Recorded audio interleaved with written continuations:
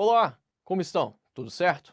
Hoje a gente vai falar acerca de um tema dos mais relevantes dos últimos anos. Conflito na Ucrânia. Tema muito importante. Já foi abordado em prova discursiva, mas eu tenho certeza de que vai ser abordado em várias outras provas.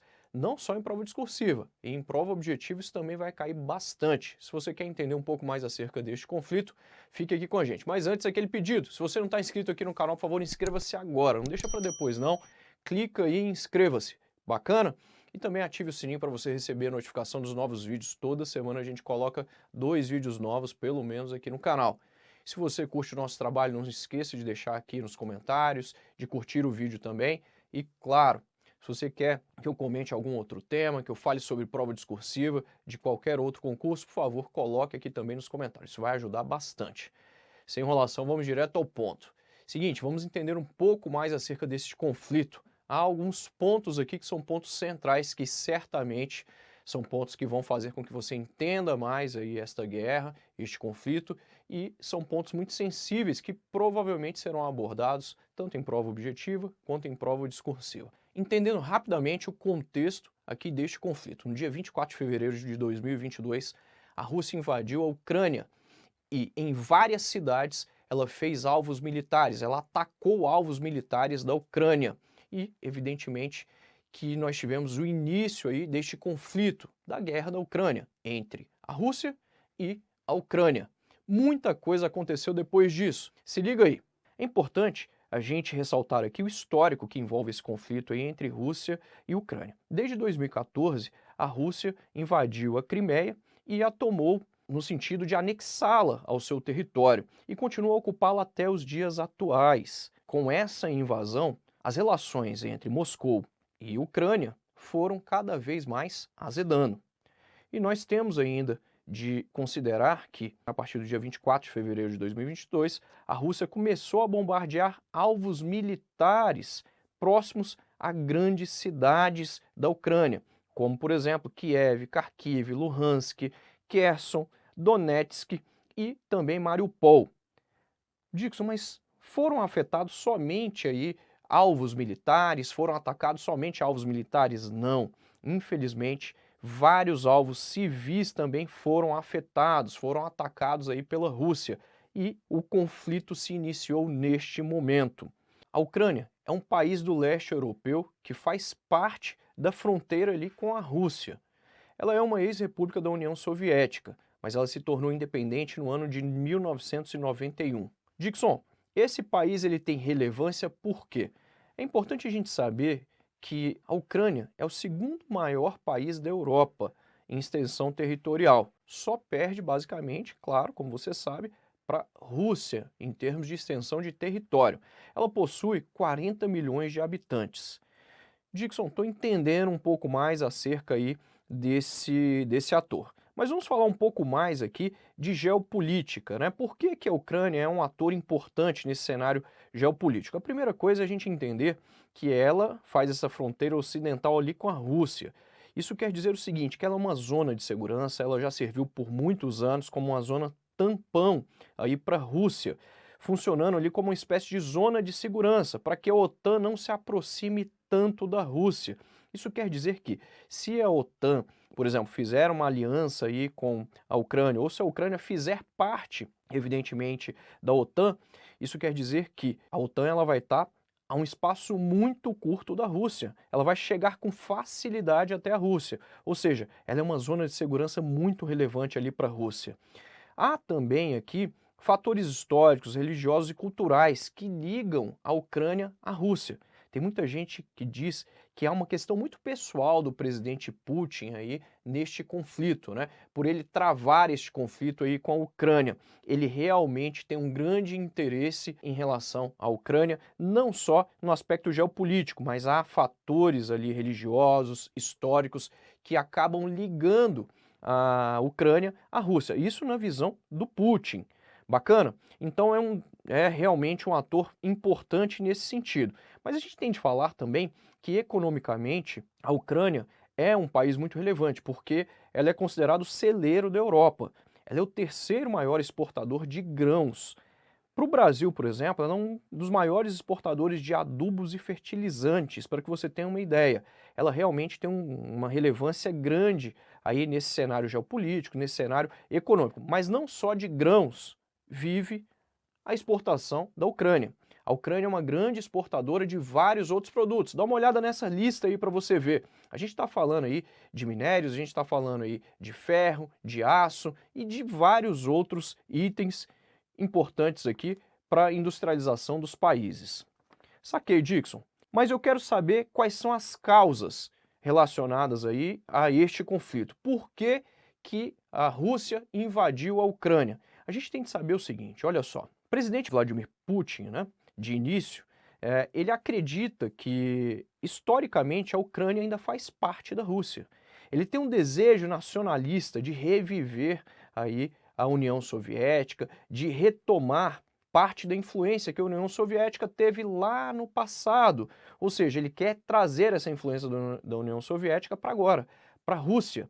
E muita gente diz que isso aí seria uma das principais causas, né, essa questão. No entanto, há uma segunda causa que é apontada por vários especialistas. Desde 2014, há um conflito separatista aí na cidade de Donetsk e também de Luhansk. Há uma parte separatista que é apoiada pela Rússia e há uma outra parte nacionalista que é apoiada pela Ucrânia. E este conflito nessas duas cidades veio se desenrolando desde essa época. E como você sabe, né, além dessas duas cidades, a gente tem também a Crimeia, que foi invadida pela Rússia em 2014 e foi anexada ao seu território. E isso tudo já traz aí mais pólvora, né? Já joga ainda mais pólvora, mais gasolina nessa fogueira, nesse conflito. Dixon, estou entendendo então. Então o conflito se deu basicamente aí por essas duas causas. A gente ainda tem que destacar aqui uma terceira causa. O presidente da Rússia, Vladimir Putin, ele reconheceu a independência das cidades de Donetsk e de Luhansk. E evidentemente que isso trouxe ainda mais problemas para esse conflito. Isso acendeu ainda mais a fogueira relacionada aí ao conflito entre Ucrânia e a Rússia. No entanto, a gente tem de apontar aqui uma das causas mais relevantes. A expansão da OTAN, que é esse Tratado do Atlântico Norte, que envolve também aqui os Estados Unidos e vários países da Europa. Essa expansão da OTAN se deu ali pelo leste europeu e realmente essa expansão determinou uma influência maior da OTAN, especialmente na Ucrânia. Isso quer dizer que, se a Ucrânia ela passa a fazer parte dessa aliança da OTAN, a gente volta para aquele elemento que eu falei para você, geopolítico é muito importante. Isso quer dizer que a OTAN vai estar a pouquíssimos quilômetros da Rússia. Por quê? Porque a Ucrânia faz fronteira com a Rússia, não se esqueça disso. Mas há aqui uma quinta causa. Putin acusa a Ucrânia de ser um país nazista e genocida.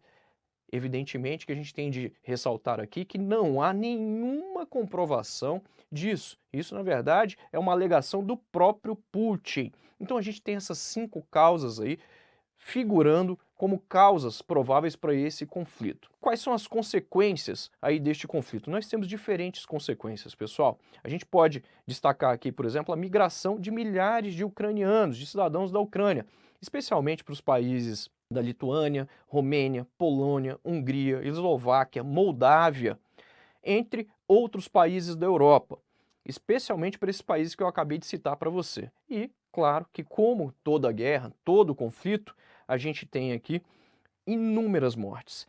Em relação a estes dados, a gente não tem muita certeza. Por quê? Porque a Rússia não costuma trabalhar com a verdade, não costuma divulgar dados verdadeiros.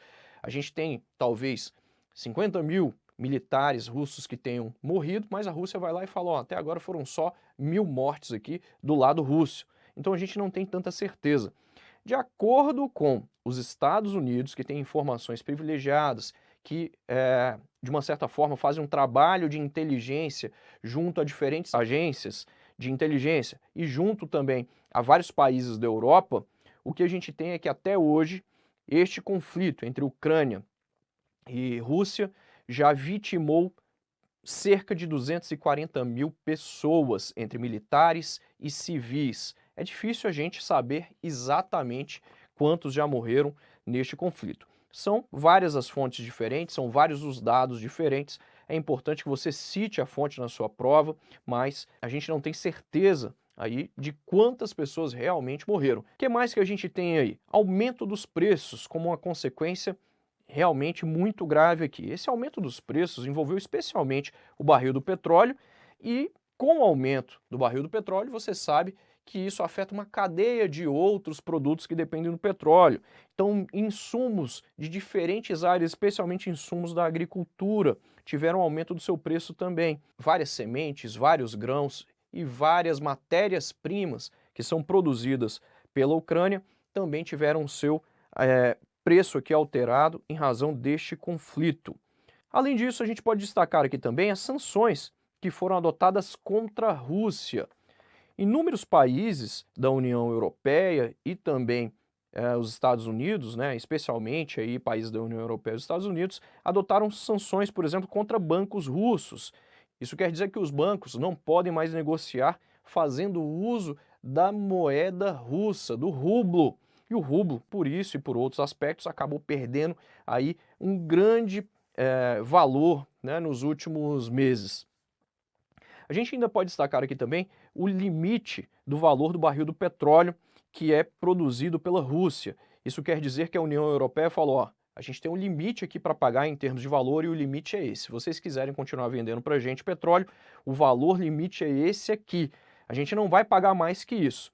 E aí nós temos também várias sanções no que se refere não só à parte econômica, mas no que se refere também aqui às empresas, à diplomacia, entre outros aspectos, envolvendo aqui a cassação de vistos, a expulsão de cidadãos russos em território europeu, em território também norte-americano. A gente tem aqui também veto à exportação de determinadas empresas russas, entre outras coisas. Por outro lado, a Rússia também adotou sanções contra determinados países da União Europeia e dos Estados Unidos. Por exemplo, em relação à União Europeia, nós tivemos aí um fracionamento do fornecimento de gás para a Europa. A Europa é o maior consumidor de gás da Rússia e, em alguns momentos, a própria Rússia também ameaçou interromper este fornecimento de gás para países da União Europeia. Agora você pense, países da União Europeia, cujos invernos são extremamente rigorosos e a população depende muito, o governo também depende bastante do gás russo para poder fazer uso aí do aquecedor durante o inverno, né? Situação calamitosa em alguns países da União Europeia, como você vê aí agora.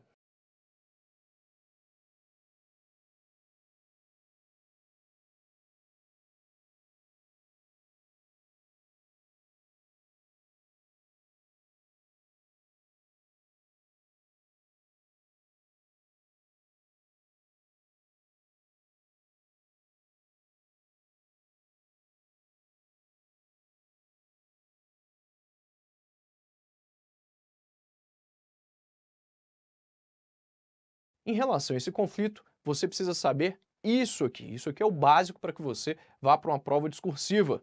Estude bastante porque eu tenho certeza de que você vai arrebentar. Por hoje é só, a gente se encontra nos próximos vídeos. Tchau!